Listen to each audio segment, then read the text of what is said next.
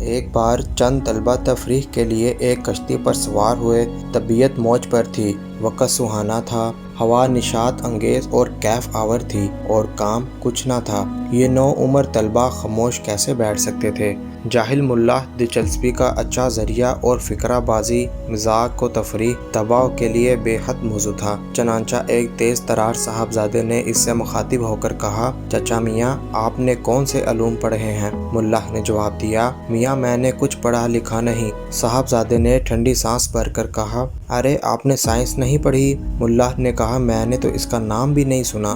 دوسرے صاحبزادے بولے، جیومیٹری اور الجبرا تو آپ ضرور جانتے ہوں گے۔ اب تیسرے صاحبزادے نے سوچا چھوڑا، مگر آپ نے جغرافیہ اور ہسٹری تو پڑھی ہی ہوگی۔ ملا نے جواب دیا، سرکار یہ شہر کے نام ہے یا آدمی کے؟ ملا کے اس جواب پر لڑکے اپنی ہنسی نہ ضبط کر سکے اور انہوں نے کہا لگایا۔ پھر انہوں نے پوچھا، چچا میاں تمہاری عمر کیا ہوگی؟ ملا نے بتایا، یہی کوئی 40 سال۔ لڑکوں نے کہا، آپ نے اپنی آدھی عمر برباد کر دی اور کچھ پڑھا لکھا نہیں۔ ملا بیچارہ خفیف ہو کر رہ گیا اور چپ سادھ لی۔ قدرت کا تماشا دیکھیے کہ کشتی کچھ ہی دور گئی تھی کہ دریا میں طوفان آ گیا۔ موجیں منہ پھیلائے ہوئے بڑھ رہی تھی اور کشتی ہچکولے لے رہی تھی۔ معلوم ہوتا تھا کہ اب ڈوبتی تب ڈوبتی۔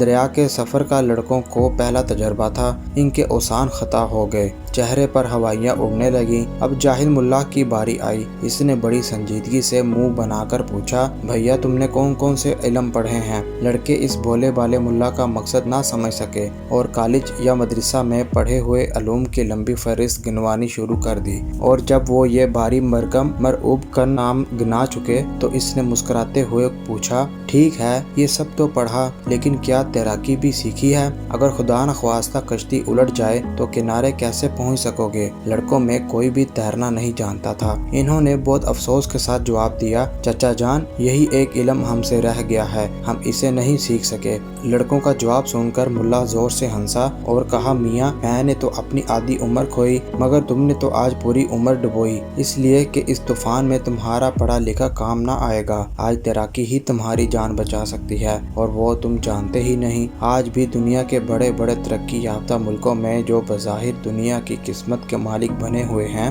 صورتحال یہی ہے کہ زندگی کا سفینہ گرداب میں ہے۔ دریا کی موجیں خون خوار نہنگوں کی طرح منہ پھیلائے ہوئے بڑھ رہی ہیں۔ ساحل دور ہے اور خطرہ قریب، لیکن کشتی کے معزز لائق و سواروں کو سب کچھ آتا ہے، مگر ملاحی کا فن اور تیراکی کا علم نہیں آتا۔ دوسرے الفاظ میں انہوں نے سب کچھ سیکھا ہے، لیکن بھلے مانس و شریف خدا شناسی اور انسانیت دوست انسانوں کی طرح زندگی گزارنے کا فن نہیں سیکھا۔ اقبال نے اپنے اشعار میں اس نازک صورتحال اور اس عجیب و غریب تضاد کی تصویر کھینچی ہے، جس کا اس 20ویں صدی کے مذہب اور تعلیم یافتہ فرد بلکہ معاشرہ کا معاشرہ شکار ہے۔ ڈھونڈنے والا ستاروں کی گزرگاہوں کا اپنے فنکاروں کی دنیا میں سفر نہ کر سکا۔ اپنی حکمت کے خم و پیج میں الجھا ایسا آج تک فیصلہ نفع زر نہ کر سکا۔